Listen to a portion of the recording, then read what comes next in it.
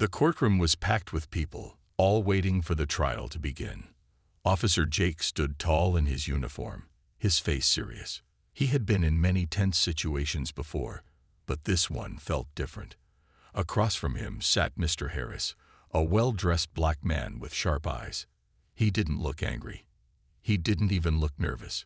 He just sat there, calm and quiet, waiting.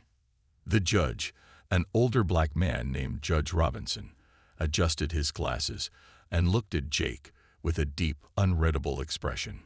The room fell silent as Judge Robinson tapped his gavel. He turned to Jake and spoke in a slow, firm voice. "Officer, tell the court why you arrested Mr. Harris." Jake took a deep breath.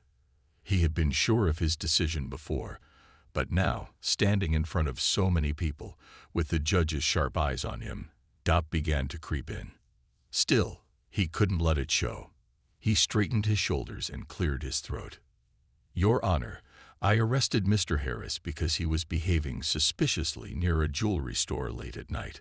A few whispers spread across the courtroom. Mr. Harris remained silent, his expression unchanged. Judge Robinson leaned forward slightly. "Suspicious how?" he asked. Jake hesitated for a brief second, but quickly regained his composure. He was pacing back and forth outside the store. He looked around several times, as if checking for something. He paused, then added, "When I approached him and asked what he was doing, he got defensive." Judge Robinson tapped his fingers on the desk, his face unreadable. And that was enough to arrest him. The question hung in the air like a heavy weight. Jake felt his pulse quicken. He had been trained to watch for signs of suspicious behavior. He had followed protocol. But something about the judge's tone made him uneasy. The judge's eyes never left Jake. "Did you ask him for identification before deciding he was a threat?" Jake swallowed hard. "Yes, Your Honor." But his reaction. The judge raised a hand, cutting him off. His reaction, or your expectation of his reaction.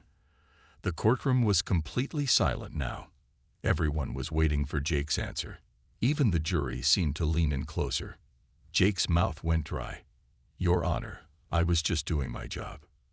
The judge nodded slowly, as if he had expected that response. "Let me ask you something, officer. Would you have stopped a white man dressed like Mr. Harris in the same situation?" The question hit Jake like a punch. His mind raced. He wanted to say yes, that he would have treated anyone the same way. But something held him back. He wasn't sure if it was true. Jake glanced at Mr. Harris. The man was still watching him, but now there was something different in his expression. It wasn't anger or frustration. It was something deeper, something that made Jake uncomfortable. Judge Robinson spoke again, his voice calm but firm. "Have you ever been judged unfairly because of your uniform, officer?" Jake blinked, caught off guard by the question. "Well, yes," he admitted. "People assume things about me because I'm a cop. They think I'm aggressive. Some think I'm corrupt. But I'm not. I do my job the best I can." The judge nodded slowly. "And how does that feel?" Jake hesitated. "It's frustrating," he admitted. "It's unfair." For the first time, Mr. Harris shifted in his seat. He leaned forward slightly, his voice quiet but strong. "Now imagine feeling that every day of your life." His words hung in the air, sinking deep into Jake's mind. The courtroom was silent, but it wasn't the usual silence of a trial. It was the kind of silence that came when people were thinking, really thinking. Jake felt a strange tightness in his chest. He wasn't sure what it was, but it wasn't something he had felt before. He wanted to argue, to explain himself, but for the first time in his career, he had no words. Judge Robinson leaned back in his chair. "We will continue," he said, his voice steady. "But officer, I want you to think about something. Justice isn't just about enforcing the law. It's about understanding it." Jake lowered his gaze, gripping the edges of the podium. This wasn't going to be a normal trial. And for the first time, he wasn't sure if he was ready for what was coming next. The courtroom remained silent, but the tension in the air was growing heavier. Officer Jake shifted slightly, feeling the weight of every eye on him. He had been in court before, but this was different. This wasn't just about proving he had done his job. It felt like he was being tested, questioned in a way he hadn't expected. Judge Robinson's deep gaze stayed locked on him, waiting. Jake cleared his throat. "Your Honor, I had reasonable suspicion," he said, trying to keep his voice steady. Mr. Harris was outside the jewelry store late at night. He kept looking around, walking back and forth. That kind of behavior usually means something is wrong. Judge Robinson nodded slightly, but his expression didn't change. "And did you ask him why he was there before deciding he was a threat?" Jake hesitated. I asked for his identification." He got defensive. The judge raised an eyebrow. "Defensive how?" Jake exhaled. "He asked me why I was questioning him." He seemed annoyed. A small murmur spread through the room. Mr. Harris let out a quiet sigh, but he still didn't speak. He just watched. The judge leaned forward slightly, his voice calm but sharp. "Officer, is it illegal to be outside a jewelry store at night?" Jake felt his stomach tighten. "No, Your Honor." The judge tilted his head. "Is it illegal to look around while standing outside?" Jake swallowed. "No, Your Honor." Judge Robinson tapped his fingers on the bench. "Then tell me again, officer, why did you stop him?" Jake opened his mouth but then shut it again. He could feel the courtroom watching him, waiting for an answer. But now, for the first time, he wasn't sure what to say. He had thought he was following his training, doing what was right. But now, under the judge's questions, it was starting to sound different. The judge sighed, shaking his head slightly. "Tell me something, officer. Have you ever been stopped by another cop?" Jake frowned. "No, Your Honor." The judge leaned back. "Ever had someone look at you and assume you were dangerous, just because of how you look?" Jake hesitated. "Not exactly." The judge glanced at Mr. Harris. "Because he has." The courtroom fell completely silent again. Mr. Harris finally spoke, his voice steady but quiet. "More times than I can count." Jake's throat felt dry. He had heard people talk about things like this before, but he had never really thought about it. Not like this. Judge Robinson sighed and rubbed his forehead. "Officer, do you know who Mr. Harris is?" Jake frowned. "He's the man I arrested." The judge nodded slowly. "Yes, and he's also a defense lawyer." Jake blinked, surprised. He heard a few gasps in the courtroom. He turned to look at Mr. Harris, who met his gaze without emotion. "The lawyer," Jake repeated. The judge nodded. "A respected lawyer.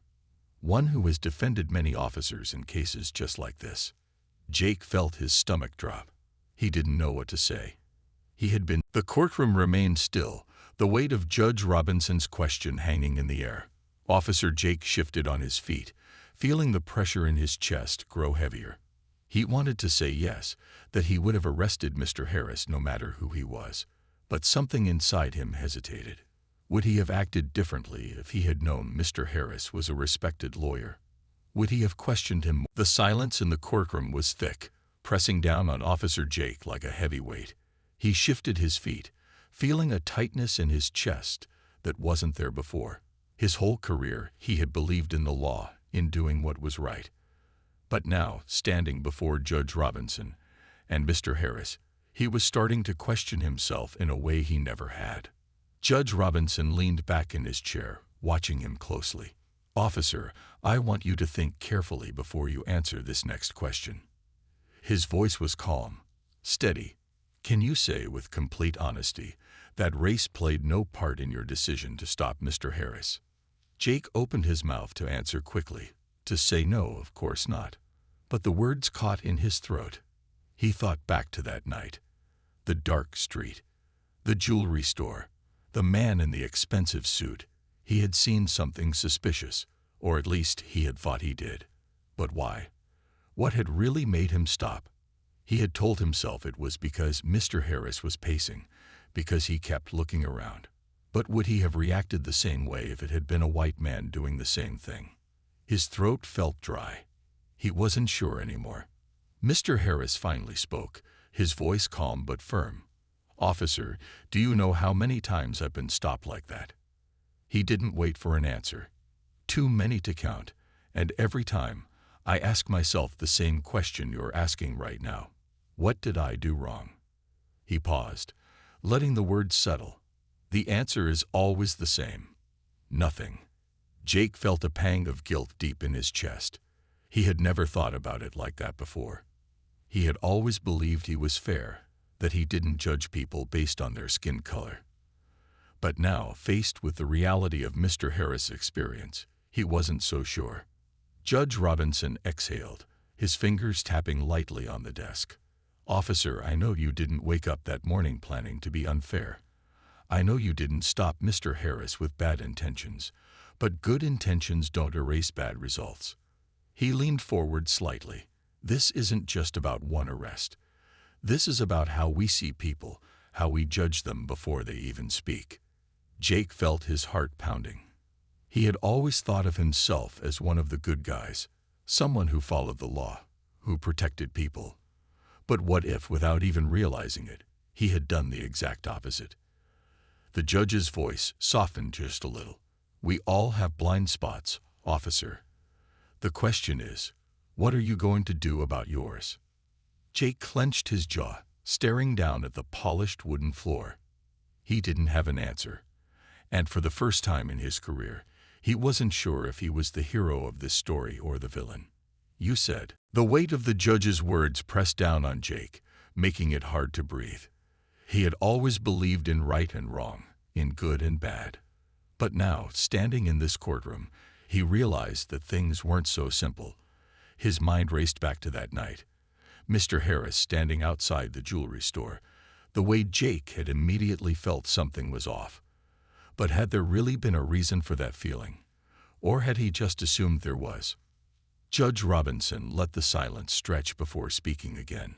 "Officer, I want you to understand something," he said. "Bias isn't about being a bad person. It's about seeing the world through a lens that was given to you, not one you chose. But once you recognize it, you do have a choice." Jake swallowed hard. His hands felt cold, his heart pounding in his chest. He wanted to defend himself, to say he wasn't racist, that he had just been doing his job. But those words felt weak now, empty. Because the truth was, he didn't know if he would have stopped a white man that night. And the fact that he even had to ask himself that question meant something. The judge's expression remained steady. "I want you to listen to something," he said. He turned to Mr. Harris. "Would you mind telling the court what happened after Officer Jake arrested you?" Mr. Harris nodded, his voice calm but firm. "I was taken to the station, treated like a suspect. No one listened when I told them who I was. They ran my name, checked my records. And when they finally realized I was a lawyer, everything changed." He let out a short, humorless laugh. "Suddenly, I wasn't a threat anymore. I was a respected man. But why did it take a background check for that to happen?" Jake's stomach twisted. He could picture it all too clearly. The way the officers must have looked at Mr. Harris before and after learning who he was. He had seen it before, the way people changed their attitudes once they realized someone had power. But what about the people who didn't? What about the ones who got treated like criminals just because of how they looked? The judge sighed, rubbing his chin. "Mr. Harris is lucky," he said. "He had the right connections, the right education, the right job title. But what if he hadn't? What if he had been just another black man without a law degree?" The question sent a chill down Jake's spine. He knew the answer. The judge tapped the bench lightly. "Officer, no one is saying you meant harm. But intent doesn't erase impact. You have power in that uniform, and with power comes responsibility. Not just to enforce the law, but to question yourself. To ask, am I being fair? Am I treating this person the way I'd want to be treated?" Jake felt his throat tighten. He had never thought about it like that before. He had always trusted his instincts, believed in his training. But now, for the first time, he wondered if his instincts had been wrong, if his training had left out something important. Judge Robinson's voice softened just a little. "So tell me, officer, now that you've heard the full story, do you still believe you made the right call that night?" Jake's chest rose and fell with a deep breath. He looked at Mr. Harris, at the judge, at the silent crowd in the courtroom, and for the first time in his career, he wasn't sure how to answer. Jake's heartbeat pounded in his ears. The judge's question echoed in his mind, and for the first time, he didn't have a confident answer. He had walked into this courtroom believing he had done his job, believing he had followed his training. But now, standing here, forced to look at the situation from the outside, he wasn't sure anymore. He opened his mouth to speak, but no words came out. He glanced at Mr. Harris, whose face remained calm, unreadable. He wasn't looking for an apology. He wasn't asking for sympathy. He was simply waiting, watching, just like everyone else. Jake exhaled slowly. His voice, when he finally spoke, was quieter than before. I don't know, Your Honor." A murmur spread through the courtroom. It was the first time since the trial started that Jake had admitted any uncertainty. The judge gave a slow nod, as if he had expected this answer. Mr. Harris tilted his head slightly. "And why don't you know?" Jake hesitated. He wasn't used to questioning himself like this. He had always believed in trusting his instincts, following his training. But now he could see the gaps, the blind spots. His training had never taught him to ask why he felt suspicion. It had only taught him what to do once he did. And that realization shook him. "I thought I was following procedure," he admitted. "I thought I had a reason to stop you." He let out a breath. "But now, I don't know if that reason was real, or if it was just something I thought I saw." Judge Robinson studied him for a moment, then leaned forward. "Officer, admitting doubt isn't weakness. It's growth." Jake's throat tightened. He wasn't sure he liked what he was growing into. He had spent years building confidence in his decisions, believing he was fair, believing he was doing good. And now, in a matter of minutes, all of that had been shaken. The judge sighed. "The truth is, officer, this case isn't just about you. It's about a system that trains men like you to see men like Mr. Harris as a threat before they see them as people." He gestured toward the audience. "And it's about all the people sitting here today who have lived through that reality over and over again." Jake swallowed hard. He looked at the faces in the courtroom. Some angry, some hopeful, some simply watching. He had never thought about how many people carried stories like Mr. Harris, stories that never made it to a courtroom, stories that never got justice. He felt something shift inside him, a deep, unsettling awareness. Judge Robinson's voice softened. "So tell me, Officer Jake, what are you going to do with what you've learned today?" Jake didn't answer right away. He didn't know what the right answer was, but for the first time, he understood that silence wasn't an option. "You said." Jake took a slow, deep breath. The weight of the judge's question settled deep in his chest. What was he going to do with what he had learned today? The answer wasn't simple, and for the first time in his career, he realized that justice wasn't as clear-cut as he had always believed. He looked at Mr. Harris, the man he had handcuffed that night, the man he had assumed was a threat. But now he saw something else. Someone who had spent his whole life being judged before he even spoke. Someone who was tired, not just because of what Jake had done, but because this had happened to him too many times before. Jake finally spoke, his voice quieter than before. "I don't know," he admitted, "but I know I can't pretend this didn't happen." The courtroom remained silent, but something in the air shifted. Mr. Harris nodded slightly, as if he understood the weight of those words. Judge Robinson leaned back, watching Jake closely. "Change starts with awareness," the judge said. "But awareness means nothing if it doesn't lead to action." Jake clenched his jaw.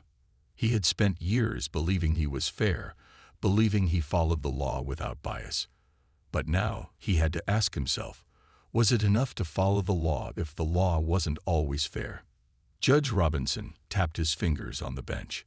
"Officer, this court has a decision to make about your actions that night. But what you do after this, that's a decision only you can make." Jake swallowed hard. The judge was right. No verdict could change what had already happened. But Jake could decide what kind of officer, what kind of man, he wanted to be moving forward. He turned back to Mr. Harris. "I'm sorry," he said. The words felt small, but they were real. "I should have questioned myself that night. I should have seen you as a person first." Mr. Harris studied him for a long moment. Then he gave a small nod. "That's a start." Jake knew an apology wouldn't erase what had happened. It wouldn't erase all the other times men like Mr. Harris had been treated unfairly. But maybe, just maybe, it could be the first step towards something better. The judge took a deep breath and picked up his gavel. "This court will now consider its ruling." Jake stood still as the sound of the gavel echoed through the room, knowing that no matter what the verdict was today, his real trial, the one inside himself, had only just begun.